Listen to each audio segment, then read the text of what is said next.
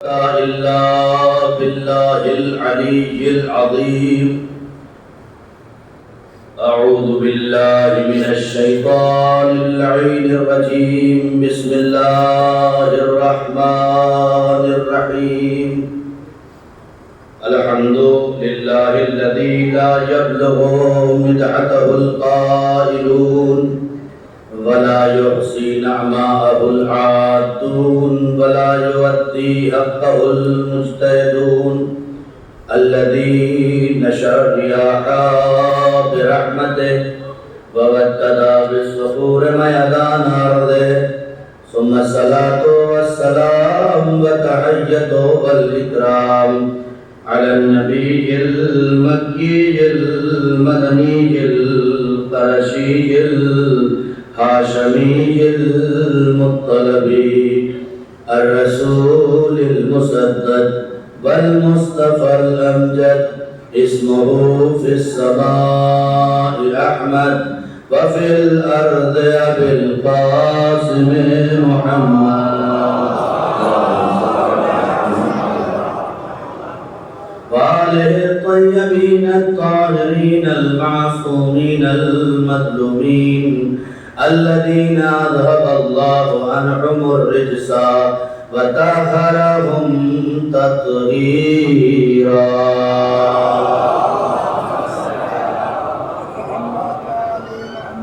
أما بعد فقد قال الله تبارك وتعالى في القرآن المجيد والفرقان الحميد وقوله الحق.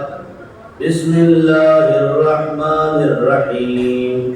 هل يستوي الذين يعلمون والذين لا يعلمون. صلوات پڑھیں محمد.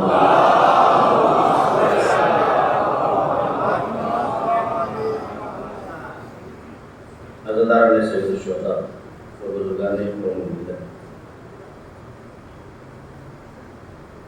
عشرہ محرم کی نویں مجلس، گویا عشرے کی آخری مجلس، جس کا عنوان رہبری اور دل. خدا کا لاکھ لاکھ شکر ہے کہ اس نے ان 10 دنوں میں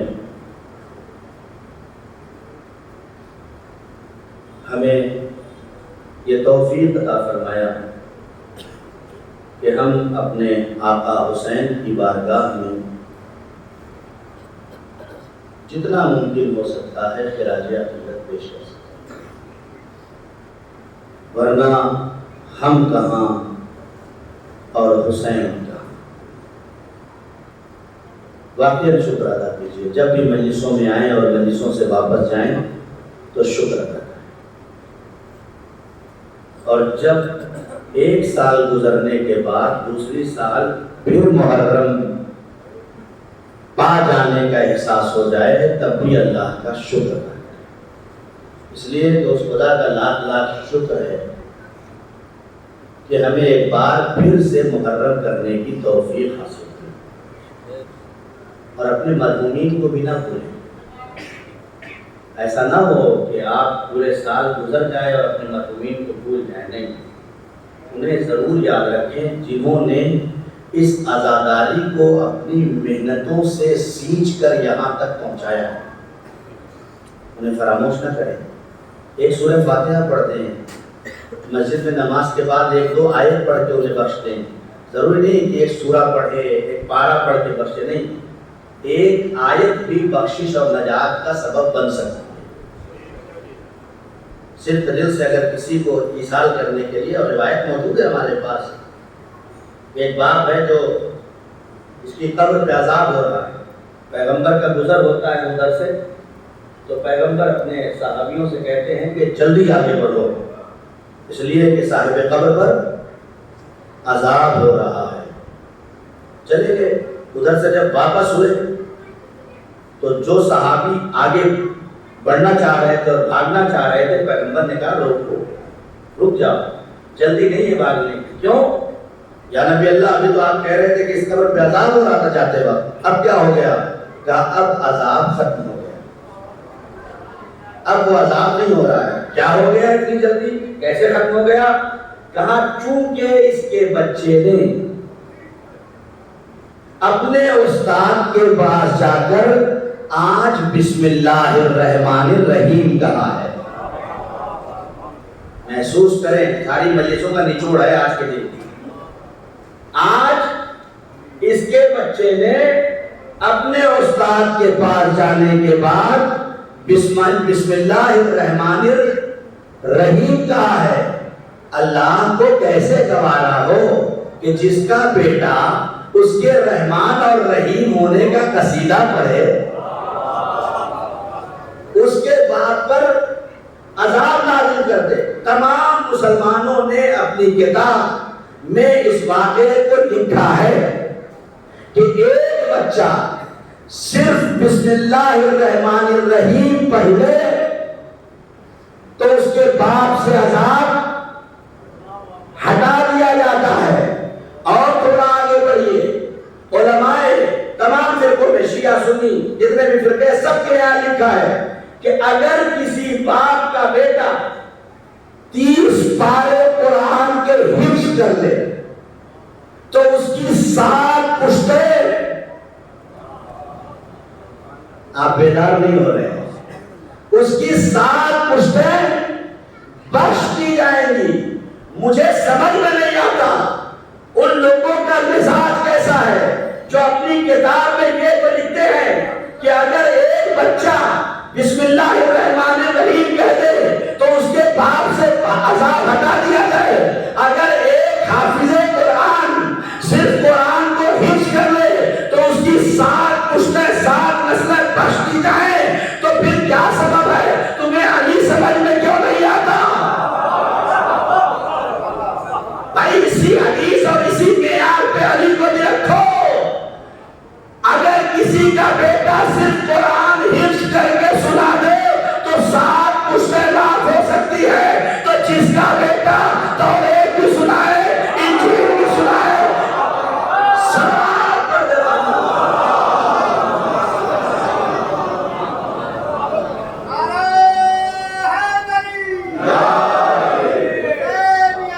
زندہ آباد۔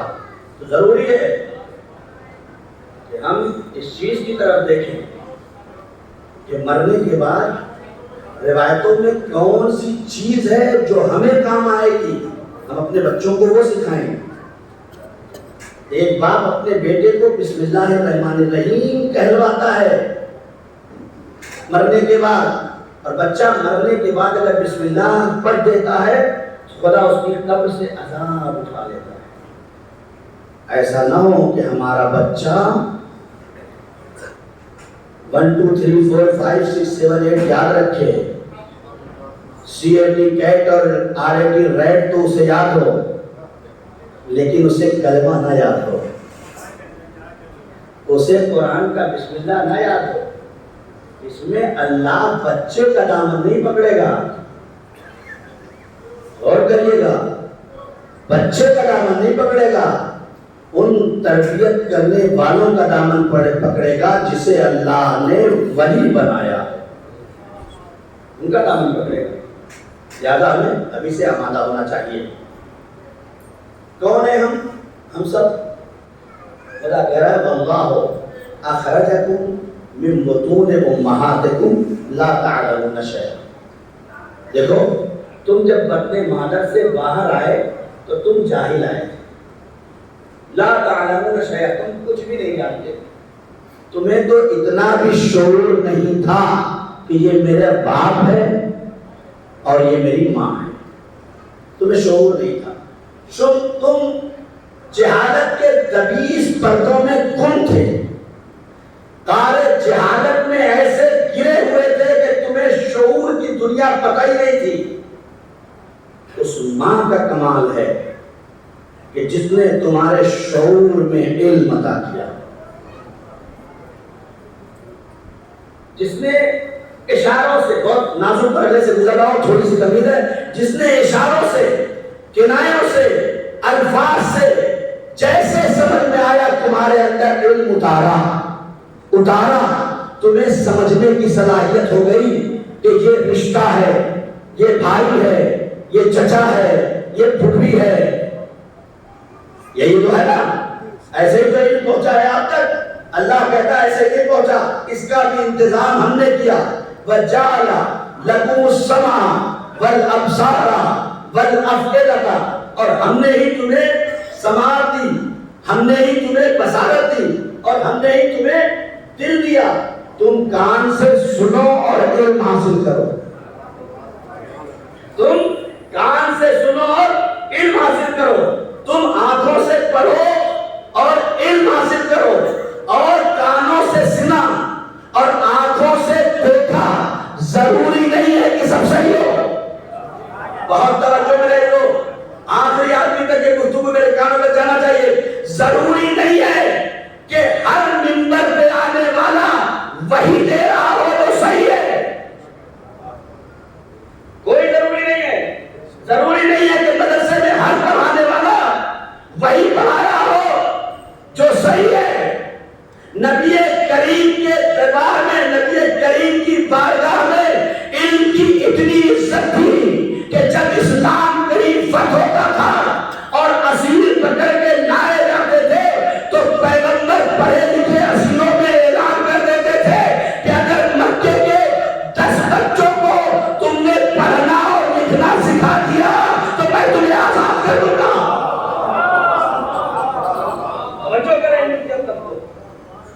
اگر اسیر اور قیدی 10 بچوں کو پڑھنا لکھنا سکھا دیتا تھا تو پیغمبر اسے آزاد کر دیتے تھے. توجہ میرے عزیزو, اس لیے اپنے بچوں کو صرف پڑھانے پر مت لگاؤ, یہ بھی دیکھو کہ کہاں پڑھ رہا ہے اور کیا پڑھ رہا ہے. بہت ضروری ہے, یہ بھی ضروری ہے کہاں پڑھ رہا ہے اور کیا پڑھ رہا ہے. میں ادھر نہیں جانا چاہتا, ورنہ آج کی پوری مجلس ادھر چلی جائے گی. ہماری زندگی کو دنیا نے ہم سے چھین لیا ہے. خدا کی قسم, ہماری زندگیوں کو اس دنیا نے ہم سے چھین لیا ہے. کل 15 سے 20 ہزار روپے میں گھر چل جاتا تھا. جتنے بزرگ ہیں ان سے پوچھ لیجیے, بہت بڑی رقم تھی 15-20 ہزار. زیادہ دور کی بات نہیں کر رہا ہوں, یہ 25-30 سال کی بات کر رہا ہوں تو اپنے ہوش میں میرے 15-20 ہزار میں پورا گھر چل جاتا تھا. آج ہماری زندگی کو اتنا پھنسا دیا گیا ہے کہ جس گھر میں 10,000 کے موبائل سے کام چل سکتا تھا, اس گھر میں دماغوں میں یہ ڈالا کہ کم سے کم 50,000 کا موبائل لینا چاہیے. ہے یا نہیں ایسا؟ ہے نا. جس گھر میں 5,000 کے ٹیبل سے کام چل سکتا تھا, اس گھر میں دماغوں میں بھر بھر کے مجبور کر دیا کہ 10,000 کا ٹیبل آنا چاہیے. اور ہمیں اتنا اسیر کر دیا کہ موبائل ایسا خریدو کہ تم اس کے اتنے اسیر ہو جاؤ کہ اب دوسرا چارجر بھی اس میں نہیں کر سکتا. دماغوں میں یہ کر دیا کہ یہی سب سے اچھا ہے, اور اتنا اسیر کر دیا کہ نہ اس کا ڈاٹا تم کسی دوسرے کے لے سکتے ہو, نہ دوسرے کا ڈاٹا تم اس میں لے سکتے ہو. تم چارجر بھی جتنے بھی آلات ہیں سب اسی کے یوز کر سکتے ہو, دوسرے یوز نہیں کر سکتے. پہلے دماغوں میں یہ بنا, پھر اب جب ضرورتیں بڑھی, یہ دنیا کی پالیسی ہے ہم سے ہماری زندگیاں چھینی ہیں. جہاں 20,000 میں چل رہا تھا ضرورتیں بڑھ گئی. جب ضرورت بڑھ گئی تو اب دماغ میں ایک اور چیز بڑھی کہ صرف تمہارے کمانے سے گھر نہیں چل سکتا. دیکھیں ہم سے کیسے چھینا ہے ہماری تہذیب کو. اب صرف تمہارے کمانے سے گھر نہیں چل سکتا, جسے لے کے آئے ہو اسے بھی کام پہ لگاؤ, اسے بھی کام پہ لگاؤ. دونوں لگ گئے. جو جوان معاشرے کی تعمیر کے لیے رکھے گئے تھے خدا کی قسم سوچیں گے تو ہوش اڑ جائیں گے کہ کیسے کام کر رہے ہیں.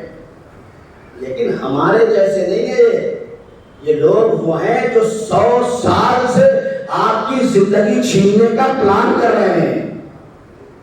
ہمارے یہاں تو ابھی چھت اگر چونے لگے گی تب سب جلدی سے گھبرائیں گے، ارے جناب یہ یہاں پانی آنے لگا. پہلے چھت پہ اگر جا کے دیکھ لیتے تو پانی آتا ہی نہیں. مشکل یہ ہے ہم سے ایسے زندگیاں چھین. شوہر بھی گیا کہاں؟ آفس. زوجہ بھی گئی آفس. اب گھر میں 2 بچے ہیں، یعنی 4 بچے ہیں گیا. 2 چھوٹے چھوٹے بچے اور 2 بوڑھے ماں باپ ہے نا. اب دیکھیں دماغوں میں کیسے چھینا، کیسے چھینا. انہوں نے کوشش یہ کی کہ تو پھر وہی ہو گیا کہ یہ بوڑھے ماں باپ اپنی پرانی تہذیب بچوں کے دماغوں میں ڈال دیں گے.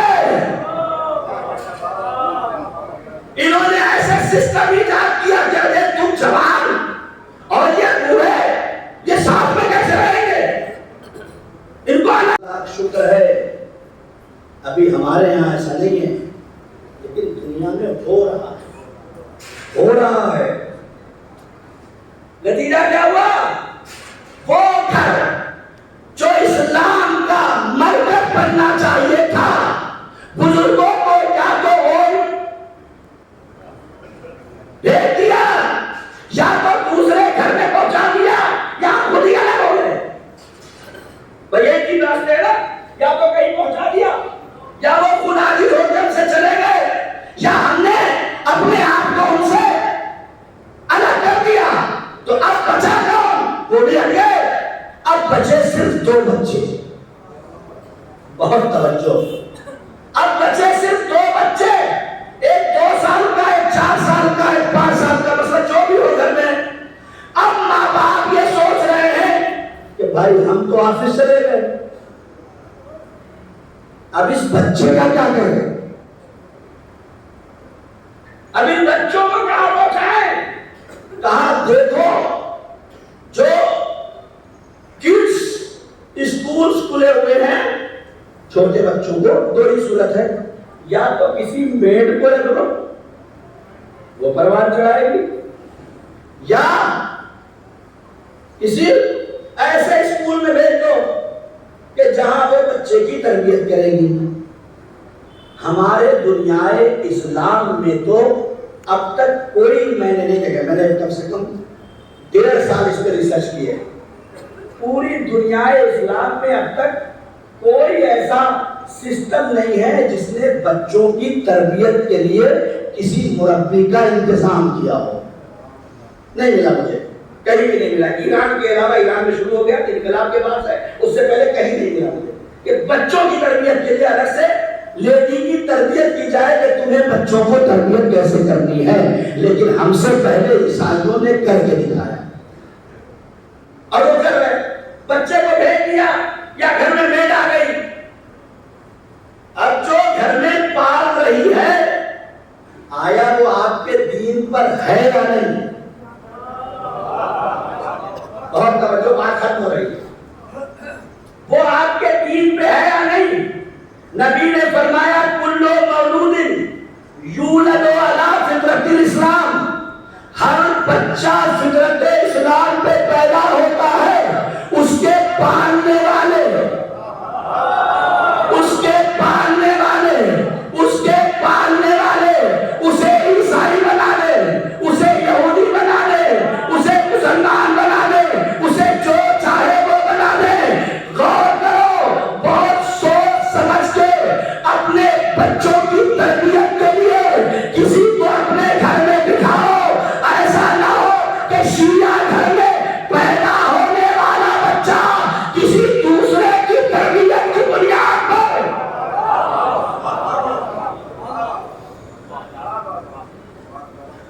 کیا اثر ہوتا ہے پالنے کا؟ یزید کا بیٹا، یزید کا بیٹا، بیٹا کس کا ہے؟ یزید کا. کوئی سوچ سکتا تھا کہ یزید جیسے شخص کا بیٹا اہل بیت کی محبت کرنے والا بن جائے گا؟ کوئی تصور لگ سکتا ہے کہ یزید جیسے شخص کا بیٹا حسین سے محبت کرنے لگے گا؟ نہیں نا، کیا یا نہیں کیا؟ کیوں کیا؟ کہ اس لیے کہ جس آغوش میں پرورش پا رہا تھا،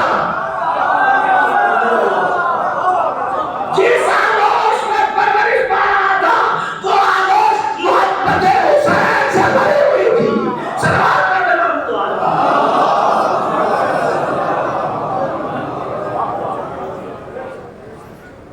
اشارہ کیا جا رہا ہے، اگر تھوڑا تھوڑا آپ لوگ سمٹ آئیں تو بہتر ہے، کیونکہ آپ زیارت کی وجہ سے اور کافی لوگ تعداد میں بڑھتے جا رہے ہیں۔ جتنا آپ لوگ آگے آ سکتے ہیں آ جائیں تھوڑا تھوڑا، اور جب تک میں کچھ اعلانات بھی کر لوں۔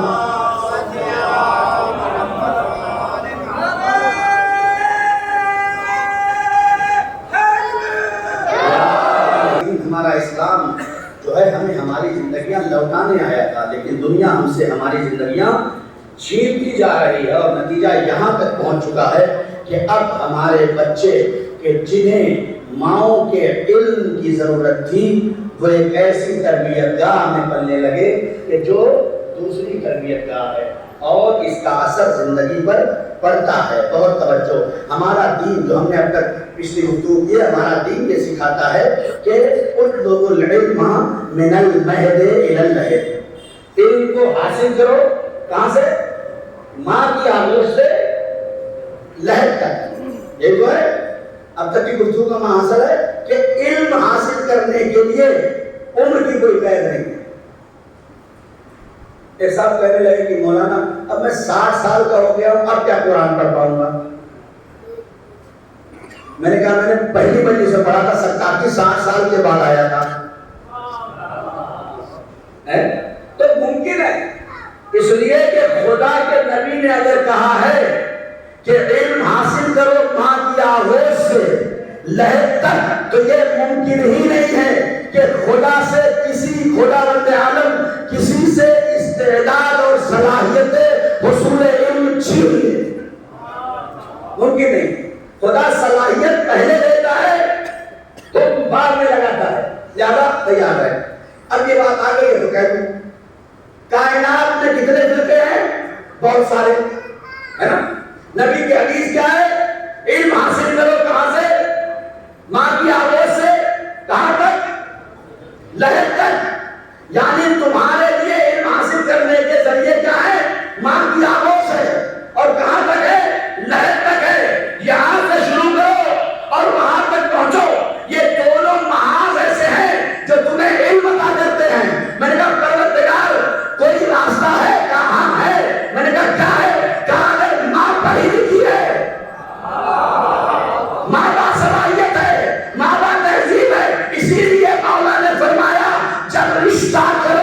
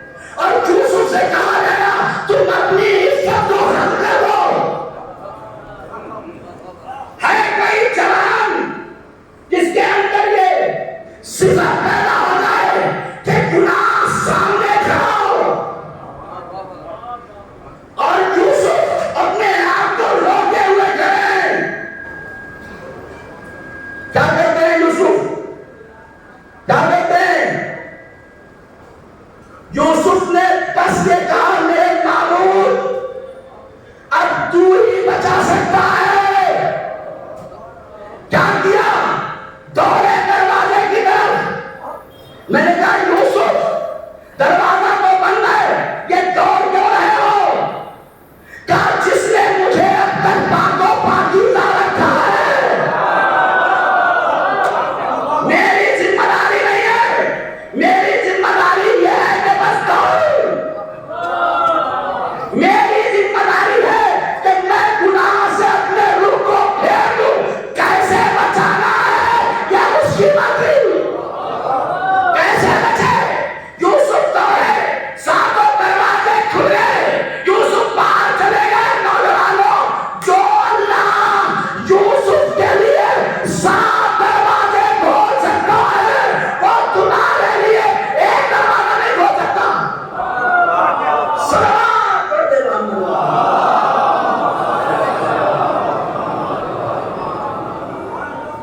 اپنے آپ کو عفتوں کی دنیا میں پاک و پاکیزہ بنا۔ جب علم آتا ہے تو انسان پاک ہونے کی کوشش کرتا ہے، اور یہی نتیجہ ہے۔ بس مہد علمی، ماں کی آغوش اور لہد تک سارے فرقے ہیں، لیکن خدا کی قسم کسی کے یہاں نبی کی اس حدیث پہ ویسے عمل نہیں ہوتا جیسے ہمارے یہاں ہوتا ہے۔ بات آخری اور ختم ہو جائے گی۔ جیسے ہمارے یہاں عمل ہوتا ہے، کسی کے یہاں نہیں عمل ہوتا۔ سب علم سیکھ رہے ہیں، سب علمی دنیا میں آگے بڑھ رہے ہیں، لیکن نبی نے فرمایا کہ اطلبوا العلم من المہد الی اللحد، علم کو حاصل کرو ماں کی آغوش سے لہد تک۔ یہ ہمارا طرہ امتیاز ہے کہ ہم نے اہل بیت کو مانا، ہمارا طرہ امتیاز ہے کہ ہم نے اہل بیت کو مانا، اور انہوں نے ہمیں علم کے دونوں راستوں پہ لگا دیا۔ کہا جب بچہ پیدا ہو تو اس کے کانوں میں اذان اور اقامت کہو، جب بچہ پیدا ہو تو اس کے کانوں میں اذان اور اقامت کہو، اور جب لہد میں چلا جائے، جب لہد میں لٹا دو تو یہ نہیں کہ مر گیا، نہیں، کہو اسمع، افہم، سن اور سمجھ۔ کرتے ہیں کہ نہیں کرتے؟ سن اور سمجھ۔ کیا ہو گیا ہے؟ پوری زندگی مولانا عمار کی مجلس اردو میں سمجھ میں نہیں آئی۔ ارے میرا یہ بات آخری ہے، بات سب کر رہا ہوں۔ پوری زندگی مولانا عمار کی اردو کی مجلس سمجھ میں نہیں آئی، آج قبر میں چلا گیا تو عربی سمجھنے لگا۔ اللہ اکبر، اللہ اکبر۔ من ماتا علی حب آل محمد ماتا شہیدا، جو اہل بیت کی محبت میں بستر پہ بھی مرتا ہے وہ شہید مرتا ہے۔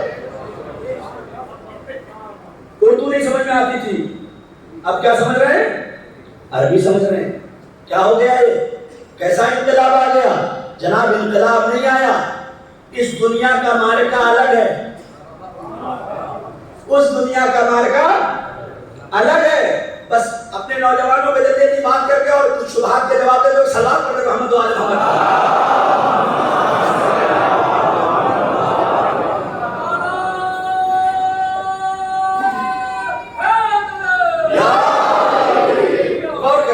اس کا مطلب یہ ہے کہ اس دنیا میں کیوں نہیں سمجھ رہا تھا؟ اس لیے نہیں سمجھ رہا تھا کہ جہالت لگی ہوئی تھی، کان کو سن کے سمجھ نہیں پا رہے تھے۔ لیکن جیسے ہی اس سسٹم سے نکل کر اس سسٹم میں جڑا، جہالت ہٹ گئی، جہالت ہٹ گئی۔ اب وہ سمجھ رہا ہے جو اہل بیت کہہ رہے ہیں، ہے نا؟ یہ تو ہے، اس دنیا کا سسٹم الگ ہے، اس دنیا کا سسٹم الگ ہے۔ ہمارے یہاں اعتراض کرتے ہیں کہ مولانا یہ دیکھ پکاتے ہو اور کھڑے ہو کے پڑھتے ہو اور کہتے ہو پہنچ گیا، اور خود ہی کھا جاتے ہو، ہے کہ نہیں؟ کہتے ہیں نا۔ اب تو سوشل میڈیا پہ آنے لگا ہے کہ تمہیں مجلسوں کو کیا پتا، تمہیں تو بس بریانی پتا ہے. ٹھیک ہے کھا رہے ہیں، لیکن سچ پوچھیے تو یہ نظریں ہمیں اپنے کھانے کے لیے نہیں تھی، ہمیں انہیں کھلانے کی ضرورت تھی جسے کھانے کی ضرورت ہے. یہ جو ہمارے علماء نے یہ سسٹم رکھا ہے کہیں نہیں ہوتا نا. اب ہندوستان پاکستان سے باہر جائیے، کسی جہاں کھڑے ہو کے فاتحہ اور قل اللہ اور یہ پڑھتے نہیں ہیں. آپ ایران عراق چلے جائیے تو دکان سے سامان خریدتے ہیں اور کھول کے کہتے ہیں بسم اللہ، یہی نظر ہے، پہنچا دیتے ہیں. تو کھانا ثواب تو ہے، اپنے بچوں کو بھی کھلائیں اچھی بات ہے، لیکن کھانے سے زیادہ کھلانا ثواب ہے. زیادہ نظروں کا اہتمام کریں، بڑے سے بڑے نظر کریں، مومنین کو کھلائیں، لیکن کوشش کریں کچھ ایسوں کو بھی کھلائیں جسے پتہ نہیں ہے کہ یہ کھانا کیا ہے. ٹھیک ہے. اب کہتے ہیں جناب یہ آپ نے بکرے بنائے اور آپ نے بریانی بنا لی اور آپ نے جو ہے وہ یہ پھل رکھا اور یہ آپ نے سب کچھ کر دیا اور یہ پہنچا کیسے؟ خود ہی کھا لیا، پہنچ کیسے گیا؟ میں نے کہا دیکھو بھائی، یہاں کچھ چلتا ہے، وہاں کچھ چلتا ہے. کہنے لگے جناب یہ کون سی بات ہوئی، دکھ تو یہی رہا ہے. میں نے کہا وہاں کا جتنا ہے کچھ دکھتا نہیں. توجہ کریں آپ، وہاں کا جتنا ہے قبر کے بعد کچھ دکھتا نہیں، لیکن ہے سب، کیونکہ پیغمبر نے کہہ دیا ہے. دکھتا نہیں ہے سب. نظر لیا، خود ہی کھا لیا، کیسے پہنچا؟ میں نے کہا آپ کا بیٹا سعودیہ گیا ہے، جرمن، سعودیہ، کینیڈا، لندن، افریقہ، امریکہ کہیں گیا ہے؟ کہ ہاں گیا ہے. مولانا کہاں گیا ہے؟ کہا افریقہ میں رہتا ہے. میں نے کہا اچھا، کہا وہاں سے روپیہ بھیجتا ہے؟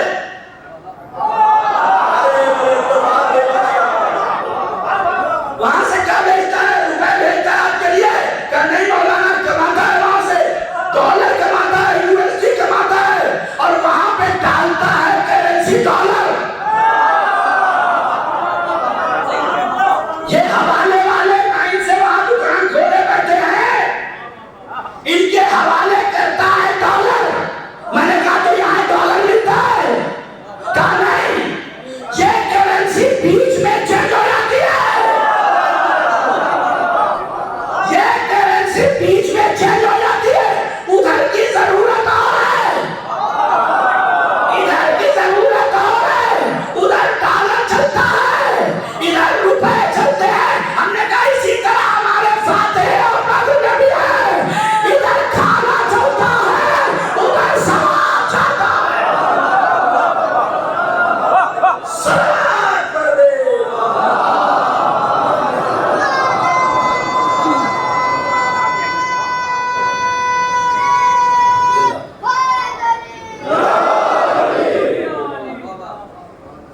ہم پر اعتراض مت کرو. ہمارا دین، ہمارا عمل سوچا سمجھا ہے، کیلکولیٹ کیا ہوا ہے. ہم ایسے ہی کچھ نہیں کرنے لگتے. ہم اگر کچھ کرتے ہیں تو اس میں لاجک ہوتی ہے. اگر لاجک اور ریزن نہیں ہوتا تو ہم عمل ہی نہیں کرتے. کہتے ہیں عریضہ بھیجتے وہ پہنچ جاتا ہے. کہنے عریضہ بھیجتے ہیں آپ پہنچ جاتا ہے. آپ لوگ بھیجتے ہیں، ہر سال بھیجتے ہیں. میں نے کہا بھیا اگر جواب نہیں آتا تو قوم پاگل نہیں ہے جو ہر سال ڈال رہی ہے. بھائی آپ مجھے خط لکھیں، ایک بار لکھیں مولانا عمار السلام علیکم، آپ ایران میں کیسے ہیں؟ میں جواب ہی نہ دوں. دوبارہ پھر لکھیں، میں جواب ہی نہ دوں. تیسری بار پھر لکھیں، میں جواب ہی نہ دوں. کتنے سال؟ 2 3 4 5 سال. جتنی محبت تیز رہے گی اتنا سال بڑھا لیں. یہی نا؟ آخر میں ایک دن تھک کے آپ کہہ دیں گے کیا؟ بس جی مولانا کا کیا بتاؤں، اتنی محبت کرتا ہوں، جواب ہی نہیں دیتے. لیکن خدا کی قسم پوری دنیا کے شیعہ عریضہ ڈالتے ہیں. یہ ایک عمل ہے کہ دنیا میں ہر شیعہ کر رہا ہے. جہاں دیکھو وہاں سب کر رہے ہیں. کوئی ایک بندہ کھڑا کر کے دکھا دو جو یہ کہے کہ جب 5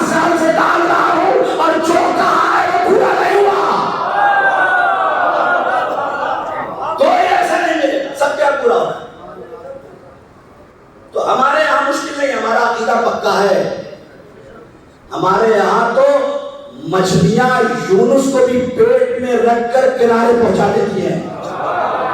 سلام کرتے محمد والے محمد کو. ہمارا عقیدہ بہت مضبوط ہے. کہنے لگے تو پہنچتا کیسے یہاں ڈالتے ہیں اور وہاں پہنچ جاتا ہے. میں نے کہا یہ تو ہمارے یہاں 1250 سال سے چل رہا ہے. اب یہ بھی مجلس کی دین ہے اور ہماری ہی مشکل ہے کہ اگر ہم کسی سے پوچھ لیں کہ امام کی غیبت کے کتنے سال ہوئے تو شاید مشکل ہو جائے. مشکل ہو جائے گا. مجھے پتہ ہے مشکل ہو جائے گا. کوشش کریں. من مات ولم یعرف امام زمانہ مات میتۃ جاہلیہ. جو شخص اپنے وقت کے امام کو پہچانے بغیر مر گیا وہ جاہلیت کی موت ہے.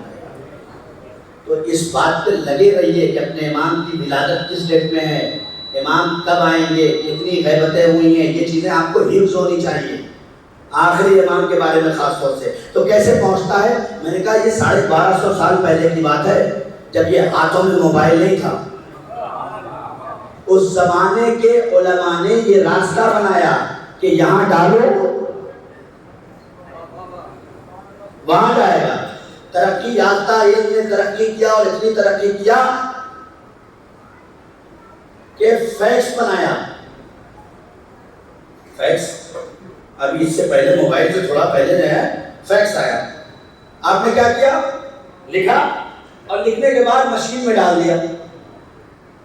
ہم پہ اعتراض ہے. ہم نے تو دیکھا ہے بعض جہاں عریضے وہیں پڑے رہ جاتے ہیں. ہم نے کہا اور دکھاتے ہیں لاجک ہے اس کے پیچھے. کیسے؟ کہا فیکس مشین میں ڈالا, صرف ایک بار مشین سے ایسے گزرا, نہیں یوں جاتا ہے اور ادھر سے اوپر آ گیا. جو آپ نے لکھا تھا وہ یہی ہے, یہی کا یہی موجود ہے. وہاں سے فوراً خال آتی ہے, جناب مل گیا, جناب پہنچ گیا. اور یہ تو اس زمانے کا علم تھا کہ جب اتنی مجبوری تھی کہ فیکس ڈالتے تھے, اتنا گھومتا تھا تب جاتا تھا. یہاں آپ نے ٹائپ کیا اور چھوڑا. یہاں بیٹھا ہوا آدمی لندن والے سے کہتا ہے کہ پہنچا یا نہیں, کہاں پہنچ گیا.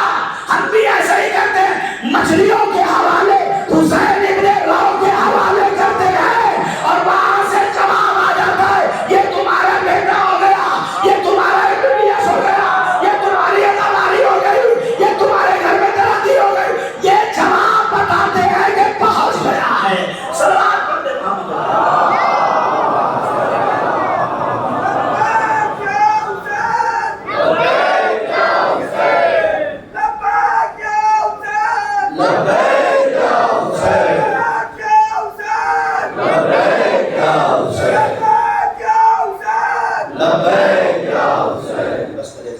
تمام ہو گئی. شکر گزار ہوں آپ کا کہ 9 دن آپ نے اپنی اس محبت بھری پاکیزہ سماعتوں کے حوالے اس کا کچھ بیان کو جگہ عطا فرمائی. اللہ آپ سب کی توفیقات میں اضافہ فرمایا. پھر بھی میں ان نوجوانوں سے کہتا ہوں ان 10 دنوں میں 9 دنوں میں کوئی بھی اگر کہیں بھی میری زبان سے کوئی بھی مشکل ہوئی ہو تو اس کا تذکرہ مجھ سے کریے گا, چوگلے پہ کریے گا. کہیں اگر کچھ سمجھ میں نہیں آیا تو میں ابھی 3 دن یہاں بیٹھا ہوں. پوری مجلس میں کوئی بھی بات اگر سمجھ میں نہیں آئی تو آپ مجھ سے آ کے ڈائریکٹ سوال کریے, میں اس کا جواب دوں گا. دوسری بات یہ ہے کہ پہلی بات یہ ہے کہ میرے بارے میں جو بھی بات ہو آپ مجھ سے کہیے. دوسری بات یہ ہے کہ آپ کو کچھ بھی اس کے علاوہ بھی پوچھنا ہے. عالم صرف مجلس پڑھنے کے لیے نہیں آتا.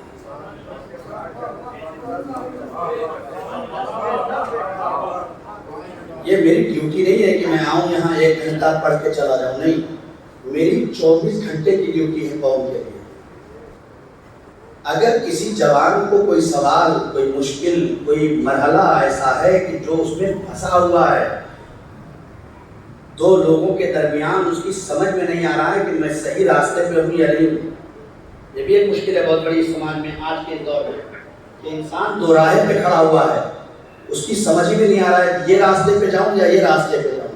تو ایسے تمام افراد کو چاہیے کہ پڑھے لکھے عالم کے پاس جائیں اور اپنے مسئلے کا حل تلاش کریں۔ تو میں تقریباً آج کے بعد سے لے کے 12 تاریخ تک آپ کو اسی کمرے میں ہوں سامنے حیدر بھائی کے یہاں، جس کو جو بھی مسئلہ پوچھنا جس وقت اس کے بعد وقت ہو، اگر میں ہوں تو آ کے اپنا مسئلہ پوچھ سکتے ہیں۔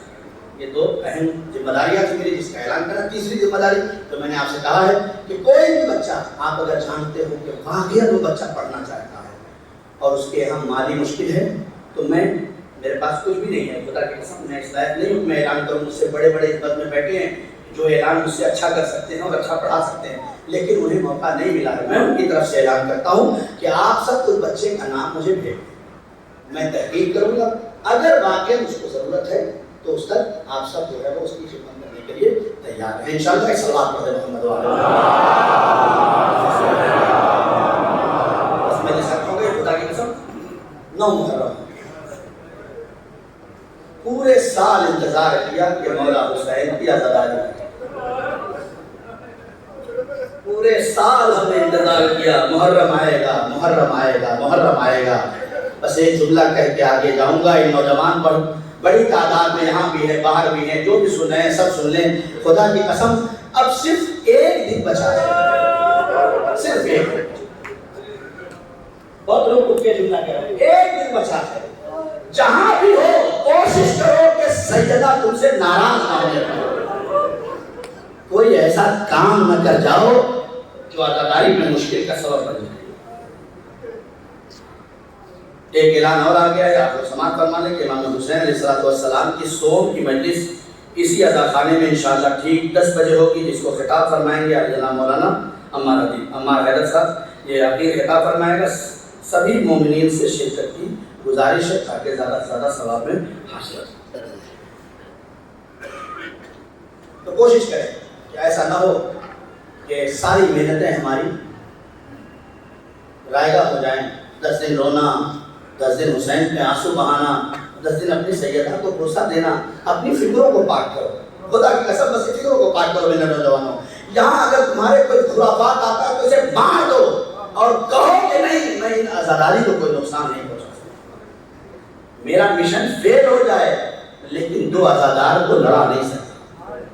میں اپنے سسٹم میں ناکام ہو جاؤں چلے گا، لیکن میں اپنی سیدہ کو ناراض نہیں کر سکتا۔ لہذا اگر کوئی فکر میں ایسی بات آتی ہے کہ انہیں پکڑ لو اور انہیں چھوڑ دو اور ان کو مت آنے دو اور ان کو کرنے دو ان کو نہ کرنے دو، یہ سب چھوڑ دو۔ سیدہ تم کو ایک عزادار حسین دیکھتی ہے، جب تمہاری آنکھوں سے آنسو نمودار ہوتے ہیں نا تو ٹوٹی ہوئی پسلیاں لیے ہوئے ہاتھوں کو بلند کر کے دعا کرتی ہے، اے میرے لال کے عزادارو، تم میرے لال پہ گریا کر رہے ہو، تمہاری بخشش کے لیے خدا سے دعا کرتی ہے۔ اللہ نہ کرے جو سیدہ کے ہاتھ اٹھ رہے ہیں وہ بی بی یہ دیکھے یہ نوجوان کیسا ہے، یہ عزاداری میں رکھنا ڈال رہا ہے، یہ عزاداری میں فساد کروانے کی کوشش کر رہا ہے، شاید پھر بھی شہزادی ہاتھ اٹھا کے دعا کر رہی ہوں گی، اے میرے عزادار تیرا راستہ بدل رہا ہے، اللہ تیری ہدایت فرمائے، کبھی ایسا نہ ہو تیرا 10 دن حسین کے نام میں گزارنے والا رائے نہ ہو جائے۔ اے بی بی سیدہ ہمارے پاس کچھ ہے بھی نہیں، یہی فرش عزا ہے، یہی حسین کا ماتم ہے، یہی عشق حسین ہے، یہی ہماری نجات کا باعث ہے۔ ہاں سو گوارو 9 محرم آ گئی، عزیزو اب تک ایک شہید کا مصائب سنا ہے نا، آج اس شہید کا مصائب پڑھا جاتا ہے جسے حسین نے 16 کے ہاتھوں سے لے کر کے لیا تھا۔ اے میرے لال اسلم، اگر تو مدینے سے کربلا نہیں گیا تو حرملہ کا تیر پھاڑ کا تیر اپنے گلے پر کون کھائے گا؟ جزاک اللہ جزاک اللہ، خدا کسی غم میں نہ ڈالائے سوائے غم سید الشہداء کے۔ آپ کے آنسو بلند ہو گئے، آپ کی آوازیں بلند ہو گئی، آپ کے آنسو رومال سیدہ کی زینت بننے کو تیار ہے۔ میں کیا کروں، یہ آنسو کافی تھے لیکن کیا کروں؟ ارے عزیزو، عجیب و غریب روایت ہے مختر کی، کسی نے امام سے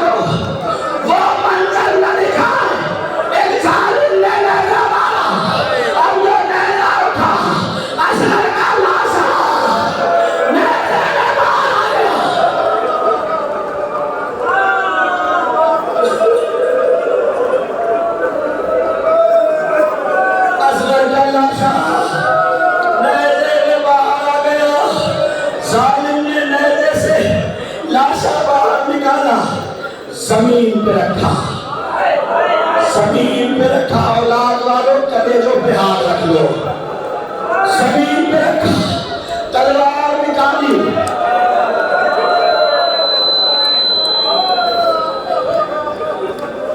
ابھی یہ جو بچہ ہے نا، جو زمین سے نکلا ہے، اس کے گلے پہ 3 پھال کا تیر لگ چکا ہے، اس کے گلے پہ 3 پھال کا تیر لگ چکا ہے۔ اب ظالم نے تلوار نکالا اور اسی گلے پہ پھیر دیا، سر پہ اٹھایا، لاش کو وہیں چھوڑ دیا۔ میں اپنی ماں سے گزارش کروں گا، جب صبح کا کھویا ہوا بچہ شام کو ماں باپ کو ملتے ہیں تو سب سے پہلے بچے کی پیشانی چومتے ہیں۔ ارے تو باپ دوڑی ہوئی چلی، اجلن میں لاشے کے قریب پہنچی، لاشے کو اٹھایا، سینے سے لگایا، بس ایک جملہ تھا، اے میرے لال کوئی پیشانی بھی نہیں ہے جو لال پہ پیشانی کا بوسہ لے سکے۔ کبھی کے گھر پہ رباب نے اپنے نگرن ہوئے، اے میرے اسلام۔ بس میرے دلو، آپ نے رو لیا، اب کریں گی یہ ہو گیا، ابھی زیارت بھی آئے گی نا۔ جب اصغر شہید ہو گئے نا، جب اصغر شہید ہو گئے، اکبر شہید ہو گئے، عباس شہید ہو گئے، اور محمد شہید ہو گئے، جب حسین نے اکبر کو اصغر کو سپرد لہب کیا اور خیمے میں آئے تو حمید ابن مسلم کہتا ہے کہ حسین کے چہرے کا انداز ہی الگ ہو گیا تھا۔ اب یہ آپ محسوس کرنے کی چیز ہے، اب حسین کے جو جذبات تھے اس میں تبدیلی آ چکی تھی۔ زینب آخری سلام، رقیہ آخری سلام، کلثوم آخری سلام، میری بیٹی سکینہ اب آخری سلام۔ چلے نکلے، میدان میں پہنچے، حمید کہتا پہلی بار دیکھا، تلوار نکالا، تم نے میرے عباس کو مارا، تم نے میرے اکبر کو مارا، تم نے میرے قاسم کو مارا، تم نے میرے اصغر کو مارا، تلوار چلاتے جا رہے، ارے حسین کہتے جا رہے، ایک مرنا ایسا آیا، آواز آئی حسین تلوار کو لے آؤ میرے دو۔ ہمارے میں بھی وہ آنا تھا، میر حدیث نے لکھا، آواز آئی، تیروں پہ تیر کھا چکے، بس اے حسین بس، لاشوں پہ لاشیں لا چکے، بس اے حسین بس، نیزوں پہ نیزے کھا چکے، بس اے حسین بس، ہم تم کو آزما چکے۔ اے حسین، جوان بیٹے کا لاشا لانا بڑا سخت تھا، لیکن ہم نے تمہیں آزما لیا۔ ایک باپ کا 6 مہینے کے بچے کو ہاتھوں پہ لے کر ماں کے سامنے جانا بہت سخت تھا، لیکن حسین ہم نے تمہیں آزما لیا، ہم تم کو آزما چکے، بس اے حسین بس، اب سر جھکا دو خنجرے بیداد کے لیے، میرے حسین سر جھکا دو۔ اے حسین